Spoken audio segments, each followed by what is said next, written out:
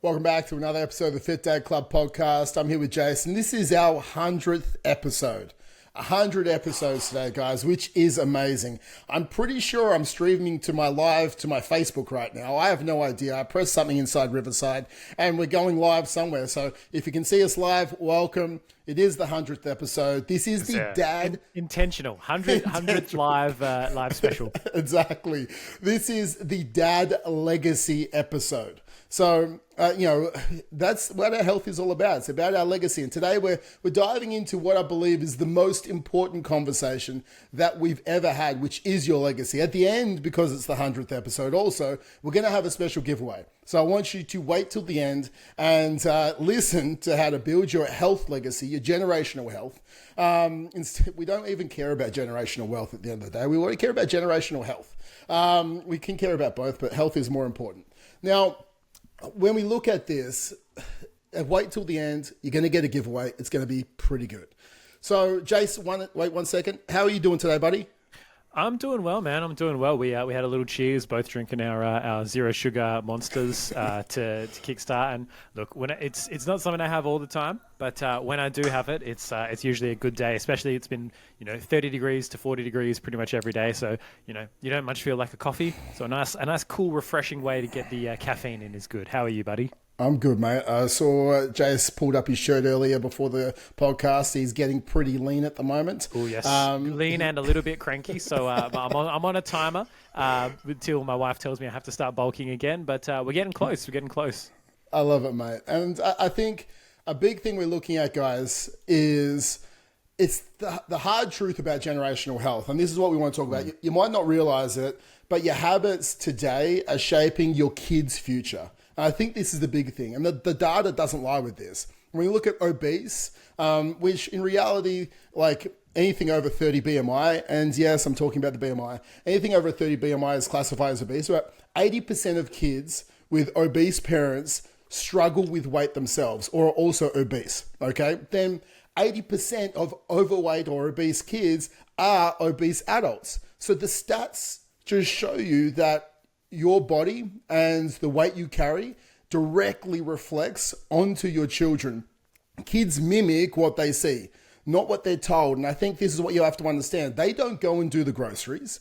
They don't, okay, guys, here's we need $600 for this week's groceries. I was about to say $100. That's wrong. Not in this day and age. Here's $600 for a week for the groceries, mate, and go and buy them. It's like, no, you go and do it. You feed them. You feed you. So they mimic what they see you eating and what you're doing. If all you're doing is sitting on the couch, then all they're doing is sitting on the couch playing their stuff, right? You need to break these generational patterns, and it starts with you, because if you don't change, your kids are going to just repeat the cycle.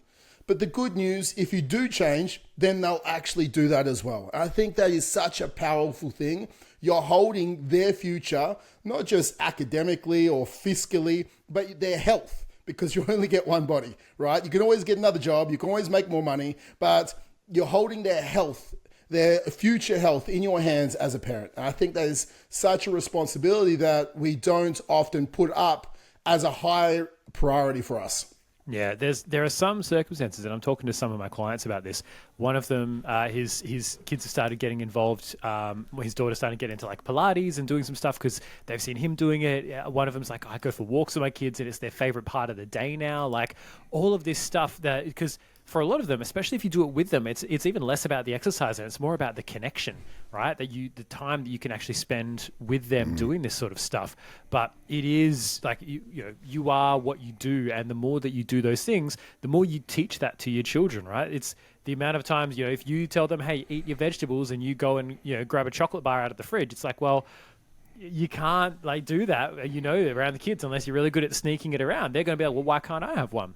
And there is the debate around, we don't want to have things like food guilt and food shame. And a lot of people are like, oh, I don't want to teach my kids to eat this stuff. So I force them to eat, good things. But then you just cause this binge restrict cycle where they then, rebel against you and go, well, fuck, now I've never had access to these foods. So I'm going to have this, I'm going to binge out on them when I have the opportunity to do them, which is probably a pattern that a lot of guys have run as well.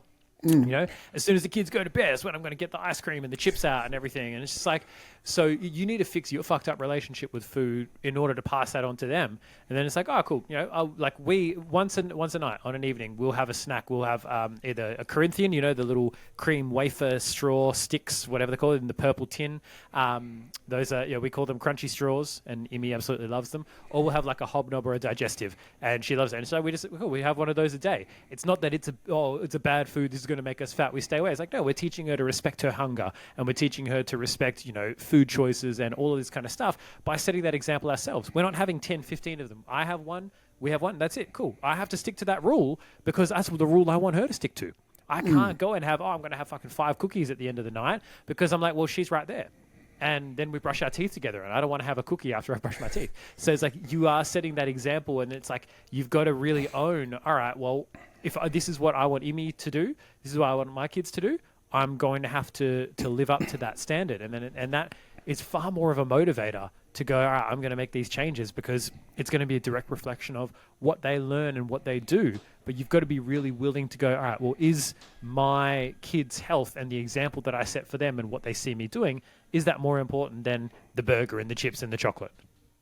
Completely agree, mate. And, I talk to a lot of parents, oh, my kid's on his Switch all the time, or my kids are watching so much TV. And every chance you get, you're sitting down looking at your phone, or you're watching Netflix as well. So again, it's just a reflection of habits, guys. Like a reflection of where they spend their focus is the same as you. Yeah, sometimes you do need downtime. I get it. And sometimes you also can have a bowl of ice cream. But it's the exception, not the rule, right? The rule is not let's overeat all the time because kids are watching. And you have to ask yourself, what are they learning? Do they see you eat and then you binge, or you skip meals, and then or do you eat real food, or is everything coming out of a packet? Do they even know where there's a chicken nugget? Is that what the chicken nugget farm? I point to where the nugget is on the chicken. Exactly. So it's like, how do they see you move? I think that's a big thing. Do they see you train? Like my boys hound me to go and train with me. And we train once a week. They love it. They love running. They love going to the gym with me. And it's something they see dad do, and then they want to do it as well. Do you go for walks with them? Because that's great. Do they understand that it's important to move their body? Or they just sit on the couch? Do you just sit on the couch? How do they see you on the daily basis? How do they see you handle stress? I think that's a big thing as well. Do you go and lean on alcohol as a coping mechanism? Do you lean on food as a coping mechanism? Do you lean on exercise as a coping mechanism? What is the way you handle it? Or do you actually talk through it? I don't know. This is the questions you have to ask yourself today on the Legacy podcast. They see you talk about your body. Oh, I just can't lose weight. We've got a problem. Look, mum was overweight or dad was overweight and his dad was overweight. So I'm over. It's like generational, unhealth. It's like, how do you talk about it? Oh, I will never lose weight again. So then you start to make them think, I'm always going to be overweight, or I'm always going to be big boned, or losing weight is too hard. Do they see you say, oh, I'm going to start a diet today, and then you quit 1 week later? And then you're like, how many times has dad started a diet and quit a diet? Do you start and stop? Or, when we try and achieve anything, we have to go to some quick fix mentality. Is that what they see you do? Have you started keto, then carnivore, then low carb, or, some man shake or something like that? What are they watching you do with the habits you're creating? Or are you teaching them consistency? Are you teaching them, okay, at the moment, this is what I am, and this is where I want to be. I need to increase my nutritional IQ, so I need to learn. Right? Do you go through fads when you're trying to learn something else, or quick fixes? No, if you're trying to fix your toilet, you hire a plumber and they'll probably fix it for you. Or you don't want a quick fix. You don't want to, trust me, you don't want to duct tape that stuff up. I was going to say, put duct tape on the back of the poo valve, and it's like, that's right. Yeah, it should be right, mate. Duct tape holds up pretty well. Exactly. So it's like, we don't go for quick fixes. We go for long-term sustainable solutions so your shit doesn't come out the toilet. I think this is a big thing. So your kids will always remember what you wanted to do, and then they won't remember what you wanted to do. They'll remember what you did. Okay, I think that's a big thing. It's the truth. Yeah, there's a great principle from a dude I follow from parenting, Dr. Billy Garvey. He talks a lot about. He wrote a book. I've talked about it before. 7 Things I Wish You Knew About Your Child's Mental Health. Amazing book. Any parent should read that book. It's fucking huge. It was a game changer for me as far as just understanding. And he talks a lot about, and this is something that happens for a lot of dads, I reckon. He talks a lot about you don't make change with your kids in the number one in the moments that they're melting down because their brains aren't processing shit. But you don't make change with your kids on what he calls the sit on the end of the bed conversations, right? We all have that idea, this ideal in our heads, and I probably had this idea as well before I actually had kids.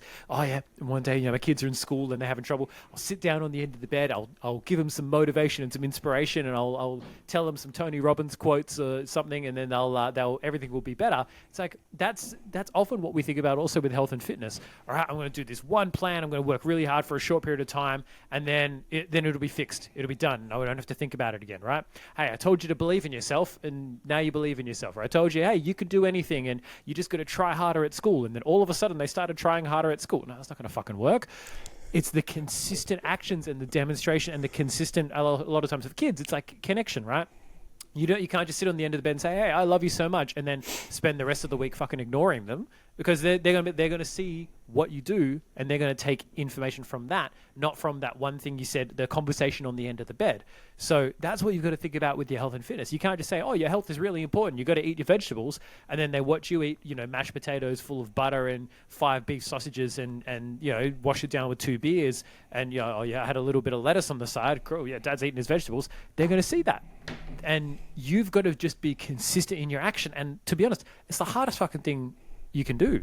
The hardest thing to do is to be relentlessly consistent. It was something that my wife was saying that she was actually quite proud of me for, because I was like, oh, we had all this. When we buy chocolate, we've now it's actually cheaper for us and it's more manageable from our perspective. We buy it's like a bag of little Freddo frogs. And like those little, so it's like a little individual wrapping of chocolate rather than buying a big block. So it's like, oh, I could just snap off 3 blocks at a time and just keep snacking. It's like, cool, I have to intentionally open an entire little thing and eat it. It becomes more of an intentional choice. So it's helped us actually cut down. I haven't had one of those in probably like 2 or 3 weeks, right? Number one, I'm on like 1,400 calories. So yeah, that's not an endorsement for anyone else to do that. But then based on my size and movement at the moment, that's where I'm at.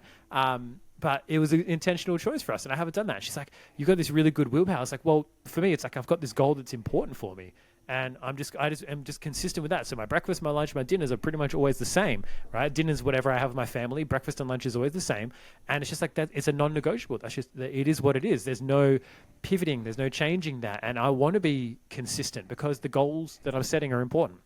And you need to be consistent with your kids. You need to be consistent in, and this is what kids crave from parents in general is consistency, right? If we're going a little bit more higher picture, it's like kids crave consistency. They crave you doing the thing you said you want to do. Every time I go to dad with a problem, I know he's going to sit down and he's just going to listen to me. Whereas like, sometimes I go to dad with a problem and he fucking blows up at me and tells me that I did something wrong and it was my fault. Other times he listens to me. Oh, that's unpredictable, right? Kids don't love that. Kids love predictability. They love consistency. They love routine, right? To a degree, they love knowing if I go to, my parents with a problem, I know they will support me. So they feel more comfortable to do that again and again and again. And I guess the principle here is, we hear people say all the time, I'd die for my kids. But that's a lie. Would you actually live for them? And this is my roundabout way of getting to this point. Everyone wants to make the one big heroic thing because it's called one moment of big effort, the sit down on the bed conversation, get it all done, and then, it's fixed forever, right? Oh, I'd die for my kids. Cool, yeah, I'd jump in front and take a bullet for them, of course. But would you do the harder thing? The harder thing to consistently show up and consistently live your best life for them, to consistently be the best version of yourself, even when it's difficult, even when it's challenging over the long period of time. Would you do that? That's the question. I agree, man. I think dying for them's easy, right? Like, of course, you created it's life. It's a fucking no-brainer. Exactly. and then it's done, and then everything turns black, and I'm like, cool. Okay, done. I did my job. I Everyone's going to think I was a great dad. Exactly. But like living for them it takes discipline, right? I think that's a big thing. It's like, are you choosing short-term pleasure or are you choosing long-term future? Literally. It's black and white, short-term pleasure, long-term future. Wouldn't they rather have a fit and energetic dad, instead of one that's always tired or always frustrated, or their emotions are up and down because they just don't feel good or feel comfortable and they don't know how to manage their emotions because they're always so tired. how you show up today impacts their confidence in you. I think that's a big thing. And what would it mean for them to see you thriving instead of struggling, right? What would it mean for your kids for them to see you thriving instead of struggling? Because your kids don't just need you around, right? Your kids don't just need you around. They need you to be the best version of you, and while you're here, right? I think that's a big thing. They need the best version of you while you're here, because that helps them become the best version of them. So, forge the discipline. If you need help, find some role models, find accountability, find, you are the sum of the five people, right? If your four closest mates are drinking heavily, they're overeating or overindulging in food, they're 20 kilos overweight, you'll be the fifth one, right? As humans, we try and fit in to our social circles. If your four closest mates are going to the gym, they're eating healthy, they are talking about fitness, then you'll conform and eventually be the fifth one who is fit and healthy. Or you'll get ostracized out of the group because you don't have things in common with them anymore, right? We navigate to those people. So is it time that you try and find a new group of people and not cut all your old friends out, if that's what I'm saying. I'm saying, is it time to start to surround yourself with some newer people who then can help you model newer habits that's going to help you be the best version of you so you can truly live for your kids, and then you can drag your other mates along. Drag them along for the ride, one at a time. Just pull them into the new circle. I think that for you, that's a helping hand, right?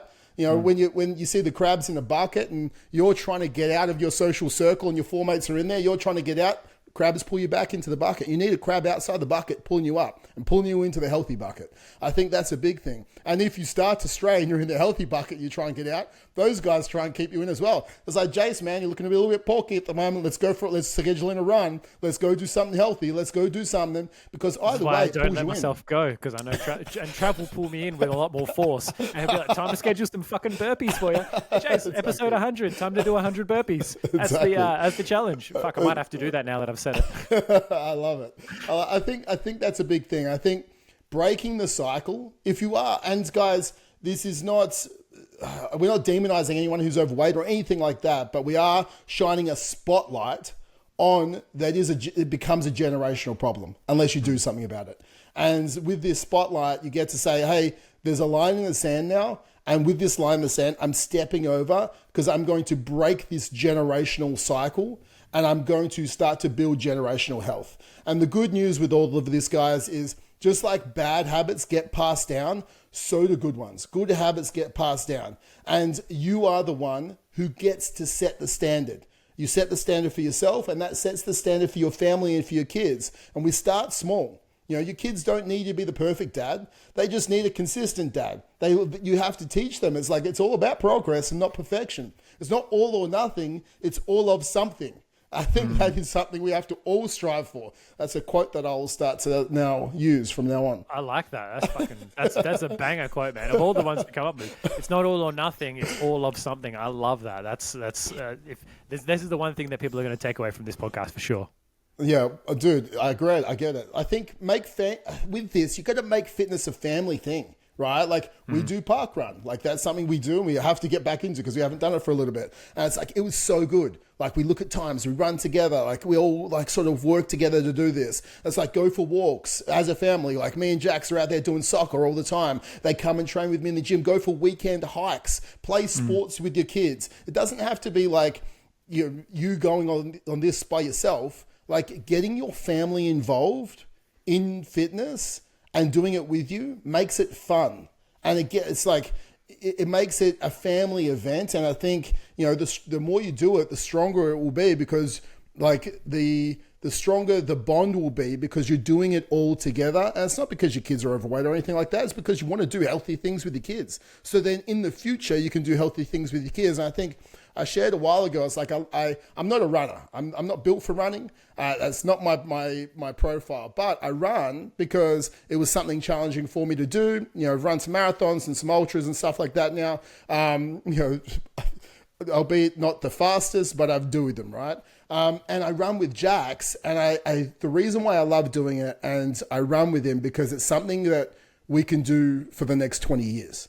I'm creating a habit with us together that I know when he turns 18 that I'll see less of him. Like, I think 98% of the time you spend with your kids is before their 18th birthday, and the last 2% you spend with your kids is 18 until you're dead. But what I'm trying to do is I don't want him just to come around on Sunday nights for a roast dinner. I want like, as he's growing up, it's like, hey, let's go run a marathon in Berlin. Let's go and run a half marathon over in some other place. Like, I want to do fun things, and it's something we can do together, and we can schedule events. And this is something that I go, you know what, I'm looking at my future, and this is something I can create a habit and a relationship with him around. And Finn's coming along for the ride as well, because he's starting to enjoy it too as he's getting older. So I think we have to look at it and we go, oh, I can build this generational wealth. I can involve my family. And then you can involve them in the food. Like, Jace, you do it so well. And Liv does it with our kids. Like, you're teaching them how to cook, how to be healthy, how to create something out of nothing, how these foods come together and celebrate the flavors that they create. And, mate, you do this amazing. I'll let you take that from there. Yeah, I was going to say, that is one thing that I've absolutely loved is doing the Real Dad dinners and having Imi in the kitchen with me in the Learning Tower. And the most recent one it was funny. I think I would have already posted it by now, but I haven't posted it yet as of recording. But I was like, oh, Amy, you can stir this one. And she's been watching a lot of Bluey. So she goes, for real life? I'm like, yeah, for real life. And then you see her little spatula go in and move it around. And she's learning. And she's taste testing the things. And I'm like, oh, I think we need a little bit more of this. And she's like, yummy. And she's eating like a fucking dry bit of pasta. Ooh, delicious. I'm like, okay, maybe a bit older.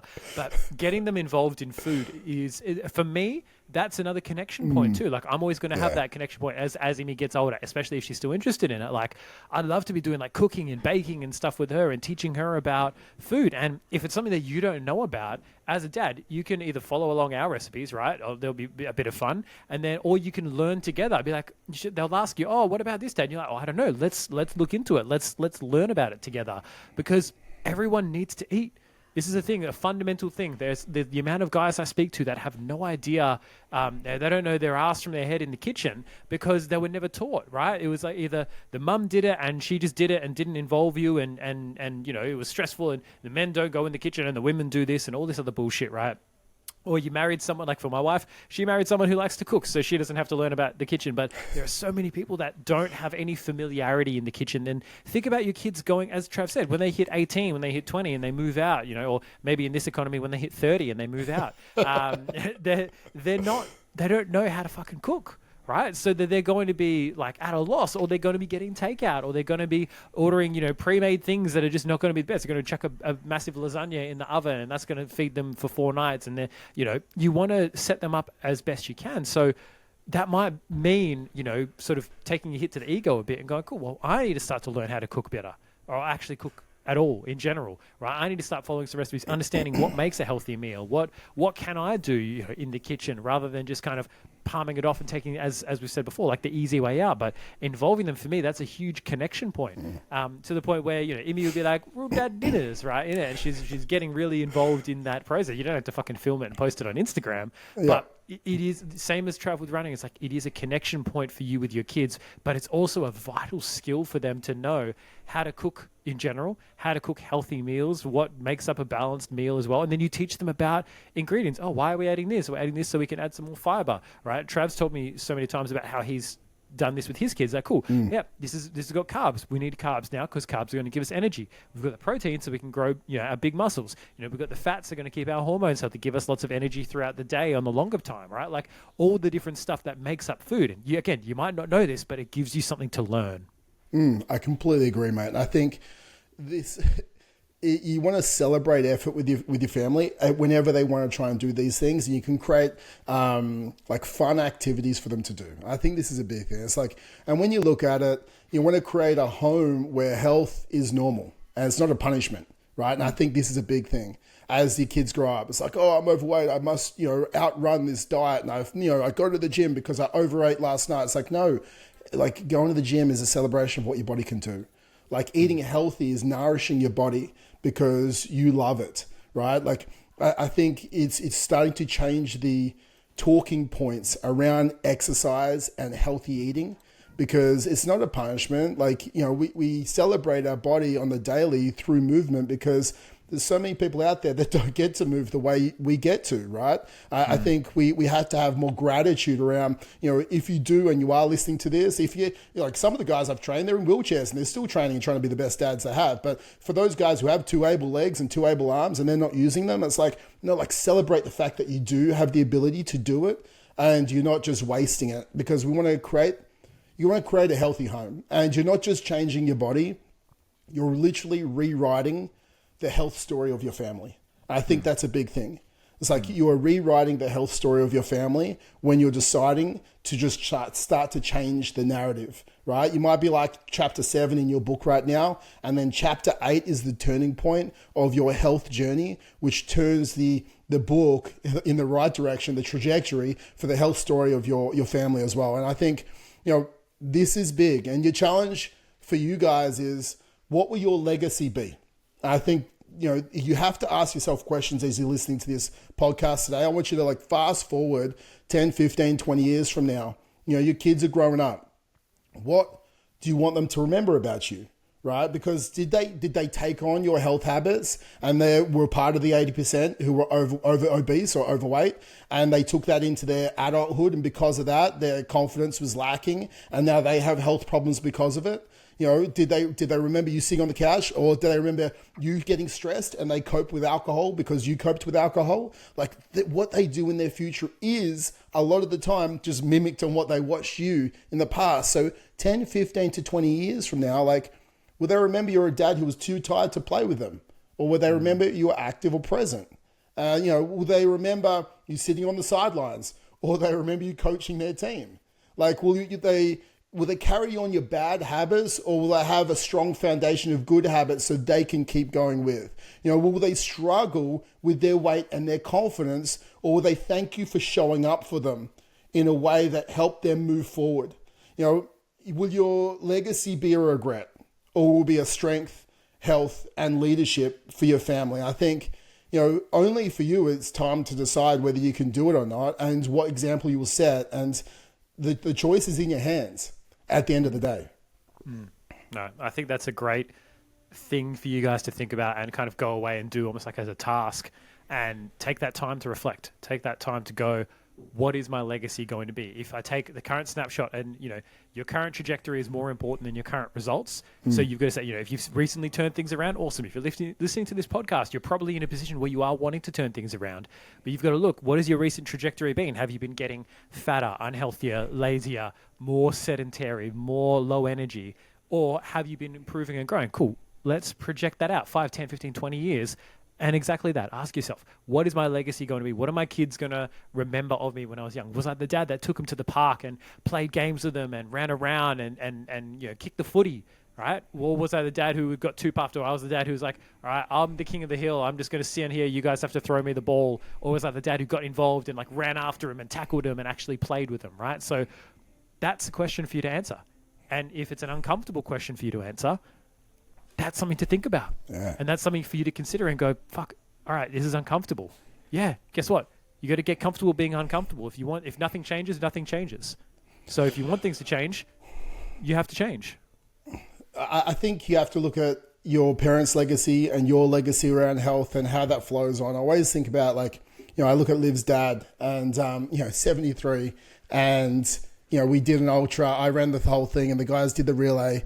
And he's running with not his kids. He's running an ultra with his grandkids. What? And, he broke his ankle a year and a half ago and was like, I think my health, it's tough. I don't know if I'll be able to run the same. And we said to him, it's no, we did have this conversation. It's like your kids, the grandkids look up to you, and you can either show them that you overcome obstacles and health is a long-term thing or not.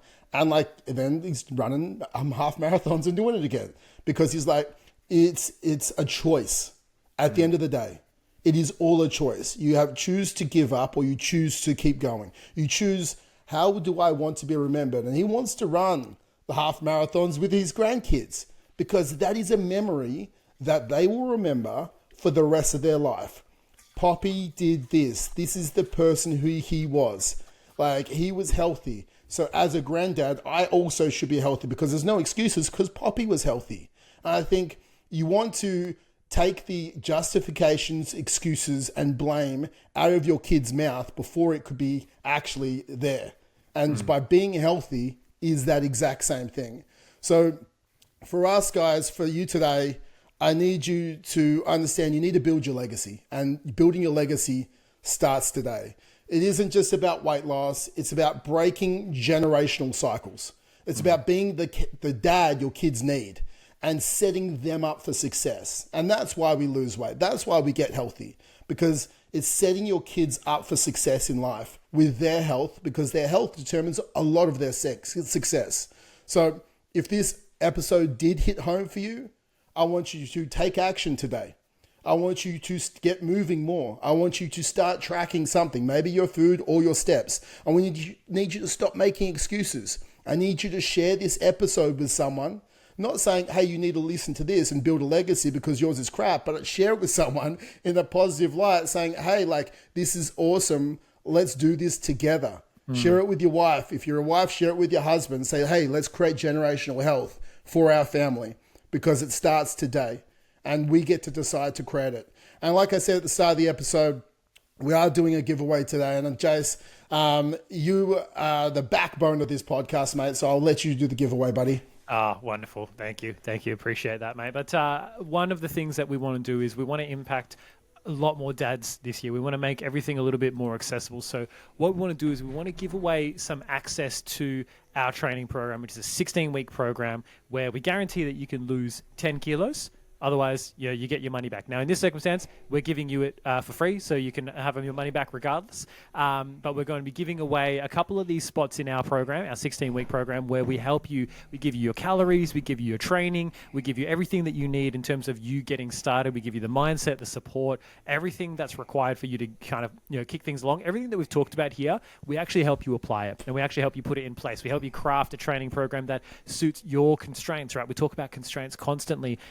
The things we have to deal with as dads, the minimum effective dose of what is actually required for you to get results, that's what we're giving away. So as a requirement for you to enter in this competition, we only need one thing from you, right? And we either need to hear from you a review on the podcast of how it's helped you, right? I want to see how has the podcast helped you. I want you to leave a 5-star rating review, or you can send it through to us in a DM, something that you've learned from it, something that you've taken away and that you found particularly good that's really helped you and impacted you in your life, because we want to be able to share this podcast with more dads. And the only way we do that is through reviews. The only way we do that is through, hey, I listened to these guys and I got some fucking great results and I haven't even done anything with them. I've just listened to what they've said. And if we can share those things with other people, right, then that makes us able to impact far more dads and be able to reach more people. So either send us a DM on Instagram with a bit of a story from you, or of how have we helped you, or how has this podcast helped you, or leave a 5-star rating and review on one of your podcast apps. Shoot us through a screenshot of that as well so we know it's you. And then at the end of the month of February, right, we're going to be drawing a couple of winners out of everyone who does that. So if you want to enter, that's all you have to do. Say something nice about us, say something nice about the podcast, rate and review, and then you could win access to the 16-week transformation. So that's what we want to do. We want to give back, but we also want to be able to reach more dads, and it's all about that sort of community. So if dads see other dads who are getting value from it, then they'll jump on board and they'll listen to it, and we can impact more and more people and create that bigger community. And who knows, maybe we'll make you a new friend who's listening to the podcast. Oh, have you heard this Fit Dad stuff? Oh, it's pretty good. I saw this review and then decided to jump on it, man. And exactly. And everyone's happy. I love it, guys. So that is it for today. That is the 100th podcast. Woo. It is all about the legacy. And if not, guys, we'll talk to you next week. So have a great week, guys. And we'll talk to you soon. 100 burpees. See you guys. Laters.